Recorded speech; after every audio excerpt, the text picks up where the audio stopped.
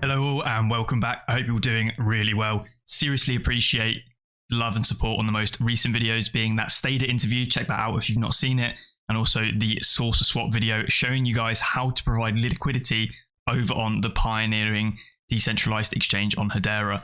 Now this video is going to be another one focusing on Saucerswap, answering a lot of questions that I've been receiving and I've seen being asked across various Discord servers, Twitter threads, and also YouTube comments, as well as showing you guys how to utilize the swap features, which are now fully live for everyone on Hedera that has a HBARX wallet. So that's right, if you have a HBARX wallet, obviously you can create one for free. You are now able to use every single feature available on the Saucerswap platforms, which went fully live on Friday last week / this week. The first thing I wanted to quickly talk about is the reception to the Saucerswap platform so far. It has been incredibly good. They updated, there was a 2-hour delay on Friday for the launch as they were updating their servers to handle the load. There was unprecedented levels of demand. And again, they took the right approach to notify the community that they were delaying by 2 hours and that they were beefing up their servers in order to cope, to prevent transactions from failing and interface issues. Now, there are some quirks here and there. However, the main thing and the main takeaway is that behind the scenes, the smart contracts are functioning 100% as intended. Sometimes there are a couple of bugs here and there with how the numbers are displayed, for example, balances in wallets, etc. That is just an interface issue. Behind the scenes, the tokens and stuff are allocated properly and your balances are 100% correct. So, bit of a recap then, we're just shy of $10 million of total value locked at 9,841,000. It's just gone up in real time, $843,200, with a market cap for source tokens at 11,246,000. And we can see there the circulating source of 207 million. So a fantastic reception so far. I will dive deeper into those statistics in a minute, talking about market caps, etc. However, the source token appears to be doing very well. And obviously it's got multiple different use cases, such as being heavily utilized, of course, on the decentralized exchange for pairs and swaps and things of that nature. Now, I'm not going to be covering liquidity and farms in this video again, because of course I do have a separate video talking about that, as well as the risks. If we head over to Metrica, this is something that I've shown in previous videos. It's a sort of network analyzer for Hedera, gives a complete overview. We have seen some large spikes in the transactions as well as the max TPS. Still nothing crazy just yet, but obviously a lot of this is to be attributed to Saucerswap. And we can see one of the top fungible tokens now for the number of transactions processed is of course the source token, just behind DOVU, which is obviously part of their staking mechanism at 12,867 transactions processed. And of course that's going to continue to grow over time as it gains more and more attention. Now, Saucerswap is listed on DAPPRADAR under the Hedera section, which is really, really nice to see. Now, it does look like the balance here on DAPPRADAR is slightly out of date. However, if we look at the users and the volume, what we can see is we've got a total volume over what I can assume is a 24-hour period. I wonder if it tells me total amount of incoming value to DApp smart contracts. So yeah, over a certain period, the 24-hour up in top, excuse me. So $1.66 million of volume over 24 hours with nearly 1.1k users. So quite a large amount of volume being processed by a small amount of users. And this just goes to show that still adoption is in its early phases for Saucerswap. It's been brilliant so far, and we will continue to see this uptrend of more and more people understanding how decentralized exchanges work as we get new users coming across from other layer ones in the space, which are used to decentralized exchanges that begin to then use the features that Saucerswap have outlaid. Talking about the platform as well, let's have a quick look at their roadmap. This again is one of the brilliant things about the Saucerswap team. They are incredibly transparent when it comes to how they're doing things and what they'll be doing in the future. So if we scroll down first and look at their completed, obviously there's a ton of different stuff in here that they've already completed, with the final one being obviously the ELE or ELO events they had. The whitelist event and then obviously public launch is now complete. If we look in their ongoing single-sided staking, which has been asked previously, which is how similar to STADER functions, where you stake your HBAR, you stake your source tokens, and you receive a reward for staking. That will be coming soon. We've got community pools, we've got front-end bridge integrations coming. They're continuing to expand their back-end. They want to upgrade their analytics pages, which I'll show in a second. They want to integrate DEXs on data aggregators, add support for additional wallets, collaborate on in-wallet swaps, as well as centralized exchange listings, which is obviously focusing around the source token, potentially them being available on places like Hotbit and Bybit and other types of centralized exchanges. In terms of upcoming features that we've got coming, we've got DAO-based governance phase 1, DAO-based governance phase 2. Now, I'm presuming as well, some of these DAO-related things will of course be around holding the source tokens, and potentially this is where they may bring back in utility for the NFTs. So we'll see how that goes. Some of those NFTs are available on Zoo's marketplace. I must stress that we've got no confirmation at all whether the NFTs will still be utilized going forward. However, based again on their track record, I'm sure they will be. Limit orders as well will be coming. I will definitely have a video on that, as that is a very nice way to trade tokens. Expert mode, auto compounders, which I'll touch on in a second, as I've had a lot of people asking questions about harvesting their rewards, but they are looking to implement an auto compounder, which would completely mitigate that issue that's currently happening. Native staking, farm v2, as well as alien avatars, also known as NFT staking. And again, those Saucerswap early NFTs, the Epoch NFTs, will probably be included inside that NFT staking. And as mentioned, you can pick some of those up on Zoo's marketplace. Right then, let's answer some of those questions before I head into the swap features.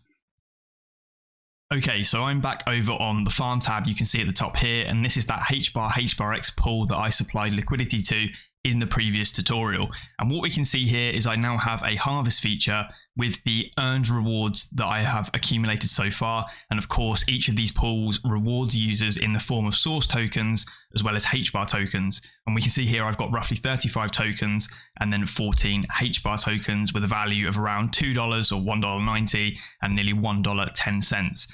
Now, you can harvest as frequently as you want to be. However, the caveat being is, of course, every time you press harvest, you are executing a smart contract and you will be paying a fee of some kind in order to claim those tokens.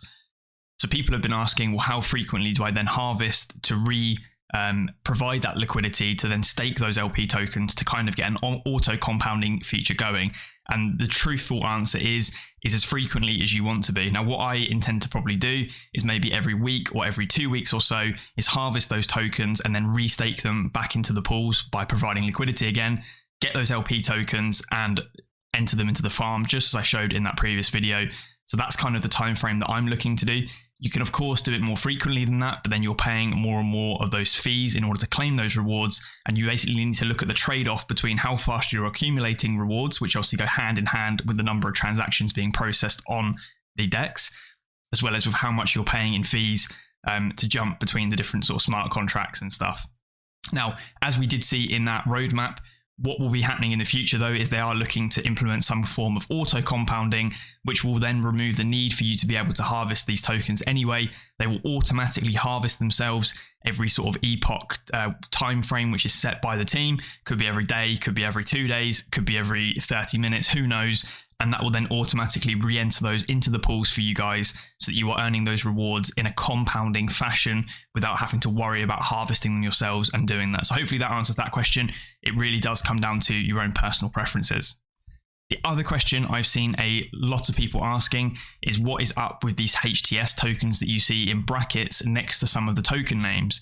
So one of the ones we can see here immediately is DAI, and we've got DOVU here, which have got HTS, and the common ones I get asked about are USDC, and we've also got a USDT there. So we've got a USDC and we've got a USDC HTS. Now, whenever you see a HTS in the square brackets, these are not native Hedera tokens in the sense that they were minted on a platform such as Ethereum, and then they've been taken through Hashport and ported across to Hedera to become a native HTS token. And of course, that's exactly how DOVU works. Obviously, I've got previous videos showing you guys how to take those tokens from Ethereum, the ERC20 tokens, and move them across to Hedera. In fact, all of the DOVU tokens were minted on Hedera or the Binance Smart Chain, and that's why every single token has HTS. Now, there aren't really any advantages or disadvantages of either at the moment as far as I'm aware. It's just how it works. The native USDC Hedera token is what you receive if you purchase via Banxa, which is one of the in-wallet payment mechanisms for Hashpack wallet. So you can get that native token there. And then of course you've got the USDC HTS token, which has been ported by someone previously. Right, so that answers that second question that I've seen quite a lot. And the third question that I've seen quite a lot is what the hell is up with some of the values of these tokens? So the common one that I get asked frequently is what's up with the exchange rate between one HBAR and one HBARX. Now this does look a lot more closer than it has been in the past. If I flick the pairing around from HBARX to HBAR with a one HBARX token back to a HBAR, of course, HBARX is worth more than a single HBAR because of how it's compounding itself with the staking rewards. We can see that via Saucerswap, you are going to receive around 1.152 or 1.153 based on rounding tokens of HBAR for one HBARX. Now, if you flicked across to the STADER Labs website, I'm looking at it currently, that does have an HBARX ratio to HBAR of 1.14. Now, what this then means is actually trading my HBARX tokens via Saucerswap rather than unstaking via STADER Labs' unstaking mechanism. I will actually receive more HBAR than I would do if I just went and did a simple unstake procedure on STADER Labs itself. Now, why is that? And a lot of people have been wondering what's happening with these token values. And the simple matter of fact is it's due to liquidity between the pairs that has been supplied in the pools. So there will be tons of different arbitrage opportunities that are currently happening as the pools over time begin to stabilize themselves. Those arbitrage opportunities will basically cease to exist as the token prices begin to move towards their actual true value. So what this means at the moment is you may see some discrepancies with some of the tokens based on the liquidity that's being supplied. I think another common one at the moment is sort of one USDC to different tokens. There's very little USDC liquidity at the moment on Saucerswap because it's a very new token to the Hedera ecosystem. Therefore, a lot of the pricing is quite wonky as it currently stands. So as you can see here in this example, one USDC HTS, which should be worth $1, to HBAR is worth 13.23 HBAR, fair enough. However, if I flick across to pretty much exactly the same token, the native token, you can see that's actually worth 13.417. So a minuscule difference, but those differences are there due to the liquidity that's being supplied. This is not an error at all. This is how AMMs or auto market makers function on decentralized exchanges. And as I said, as the volume and the liquidity being provided tends to increase over time, these small differences will be wiped out as the prices then converge to the true market prices of those tokens. The other question I've been asked several times as well is what is up with the routing on here. So really neat feature from Saucerswap's team themselves. They have an auto router feature which tries to route your transaction through the liquidity pools in order to get you the best prices possible. And we can see that route down here at the bottom. And if you hover over it, you notice that you can actually click on this and change the destination route. So sometimes what you can actually find is a better price by modifying your route. So we'll stay on the USDC to HBAR swap. So we can see at the moment from USDC to HBAR pool, we can receive 13.185 HBAR for that one USDC. There is another set of liquidity pools. So there's a USDC HST pool and a HST HBAR pool. So what it's going to do is it's going to use the liquidity between this pair and this pair to transfer my token in two different hops to get me to my HBAR end goal, which is what I'm trying to swap for.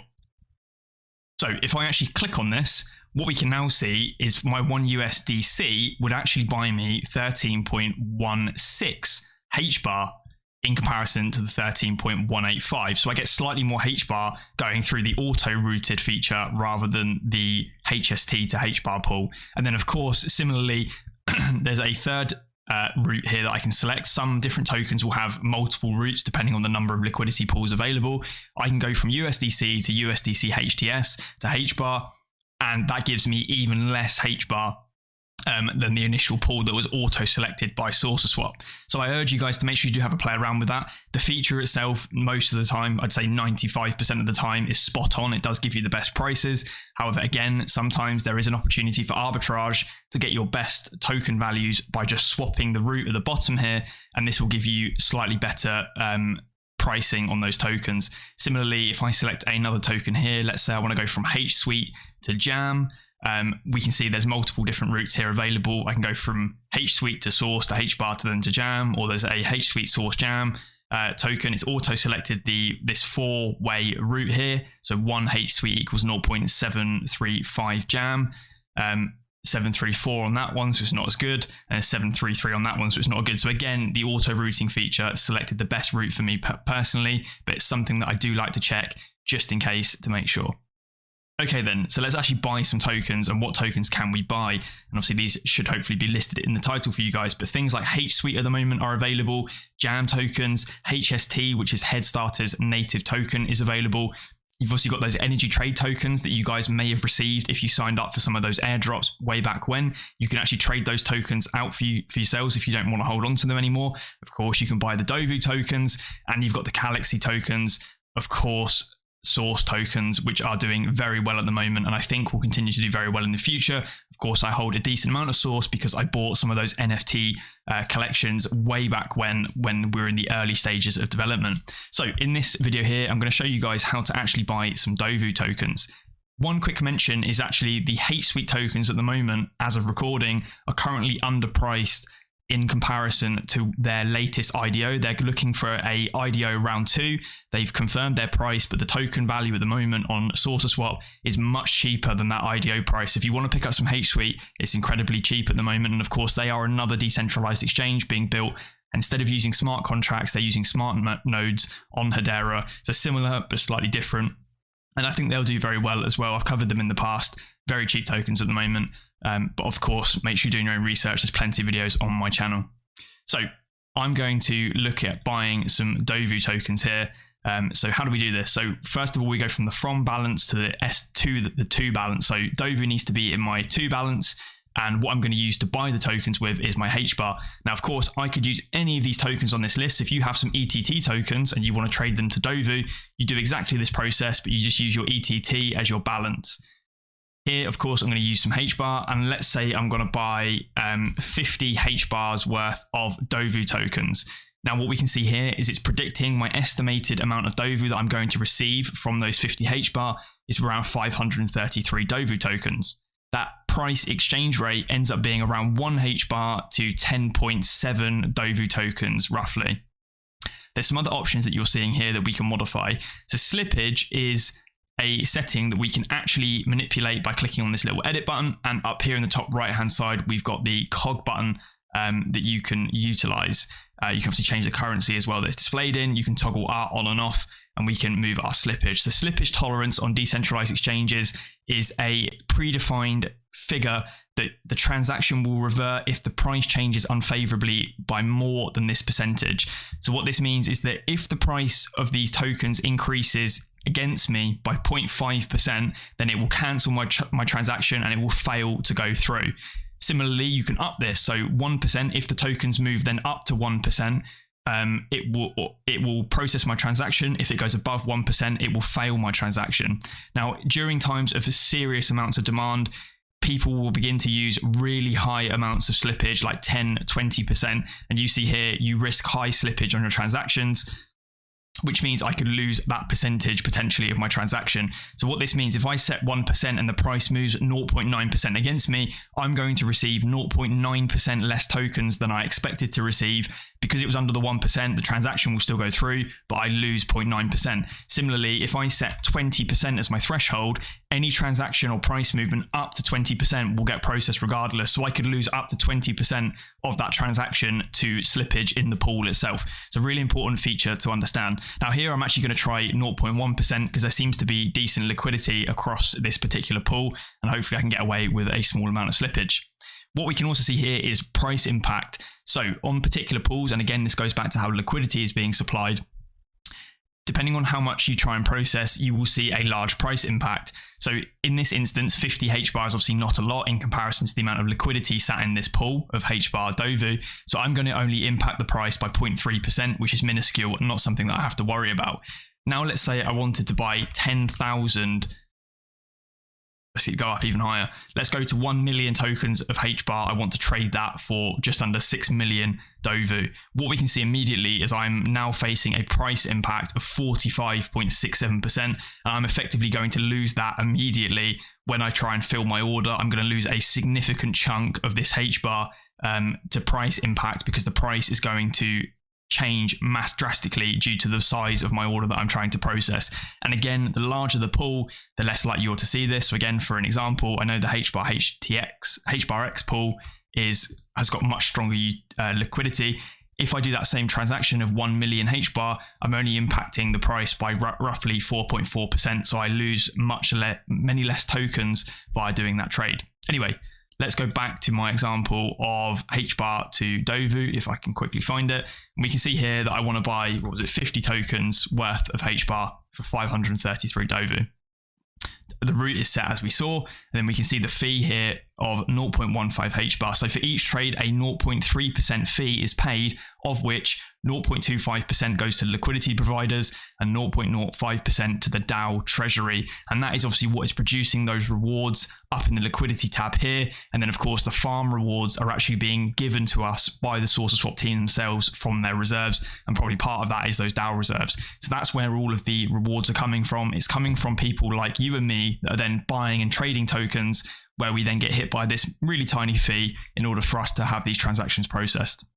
Right, I'm going to click swap in a second and it's going to pop up my Hashpack wallet. Of course, make sure up in the top right hand side, you've got your wallet added, and you can do that by clicking the add wallet, click pair with Hashpack, and that's going to pop up inside your Hashpack saying pair your wallet. And you can then use these features. So I'll be back in 1 second. Okay, so my Hashpack wallet is open off screen. I'm going to click on swap and it's saying waiting for confirmation. Now, if this is the first time you've done this, it may tell you that you need to associate the wrapped HBAR token, and that will automatically do it for you. Please note there is a small interface bug again. Once you've associated that wrapped HBAR token, it will say at the bottom here, associate wrapped HBAR or something. After that's processed via your Hashpack and you've accepted it, refresh the page and then do it. It sometimes gets a bit stuck on that. I'll also provide the wrapped HBAR token ID in the description so that you guys can associate that ahead of time if you wish to do so. Anyway, it's obviously popped up on my screen telling me to execute the smart contract, and it's telling me my max gas fee. And obviously I'm going to go ahead and unlock my wallet to say, yes, I'll process this transaction. And obviously we can see that executing now. And then what that's going to do is that's going to take those 50 HBAR tokens from my wallet. We can see there I've successfully swapped HBAR for DOVU HTS. Take those 50 tokens out of my HBAR wallet, and my balance is going to drop from 149 down to 98, and provide me with the tokens that I just purchased. So I'm just refreshing my history tab of my Hashpack, and that's already gone through, so I can see that I've received those tokens. So 26,613 was my previous balance. If I quickly refresh the page, you'll probably see my balance update. Okay, I got quite fortunate and actually managed to run into a final bug that I wanted to quickly share with you guys, and that's that my wallet is still connected. I've refreshed the page, but none of these balances are showing. And again, that is just an interface issue at the moment with the sort of scaling of the platform, I believe, that we're currently seeing. And in order to sort of fix this, one of the ways you can do is obviously wait around 15 seconds, try refreshing again. You can also go up here, you can disconnect the wallet and then re-add the wallet, and everything will work again and your balances will be correct. That transaction did process. I can see it inside my Hashpack wallet itself. All my token balances are correct, and I got exactly the number of DOVU tokens that the platform told me that I was going to receive. Wrapping up this video then, I wanted to quickly look at the analytics. So a lot of people are asking, how do I check the price of source tokens and what's going on with that? You go to the three dots up here at the top. We can obviously see your profile, which you can set up your own profile. You've got your documentation and help section, and you've got the analytics. So if we jump across to analytics, what we can see here is the different tokens, and they've got some price change information, as well as current prices, volume, and liquidity being supplied to those, as well as that pool information here. What we can see is the current value of the source token is just over or nearly at 5.5 cents. It is getting very close to the value of 1 HBAR, i.e. 1 HBAR equaling 1 source token. And I do think we'll probably see that. So personally, I am purchasing more and more source tokens as this goes on. I think the source token will continue to do very well in the near-term future, as well as HBAR increasing over time. And we can see the price change over the last 24 hours is nearly 18% or 17.5%. So you can see the price changes here for those different tokens. CLXY up 5%, Starter token, HST, another one that I'm very bullish on, 14.5%. This is now a great way for you to accumulate those Hedera tokens early. And don't forget that we are very early. Like I showed you via DAPPRADAR, there's still only been 1,000 users that have been using Saucerswap to purchase and exchange these different tokens native to Hedera. And this is a great opportunity to get in some of those products early if you wish to do so. Last thing I wanted to say before I wrap this video up is STADER Labs as well now have actually reduced their unstaking period from 7 days, the unbonding period from 7 days to 24 hours. If you guys wish to do that, of course, I've shown that you are able to utilize your HBARX tokens on Saucerswap without actually having to unstake. So you don't even need to unstake. You can just trade those HBARX tokens for HBAR, but of course, be aware of that arbitrage that is currently taking place. Anyway, long video, but hopefully it was informative and answered a lot of the questions that I've been receiving through multiple different methods, and also some concerns about what's happening on the front end of this stuff. Hopefully that puts a lot of your minds to ease. This has been fantastic over the last couple of days that I've been utilizing it, and many of the early adopters of the community have been utilizing, and it's doing very well, and I'm excited to see where Saucerswap takes this in the future. If you enjoyed it, leave a like, drop a comment if you've got something to say. I'm more than happy to try and help you guys and answer any of your questions. If you do get stuck, don't forget Saucerswap have got their own Discord server where you can obviously talk to different members of the community. Of course, never hand out your private keys or your seed phrases because there are scammers around, but you'll be able to receive some help via those in the Discord server if you need it. Until the next one, I'll catch you then. Cheers.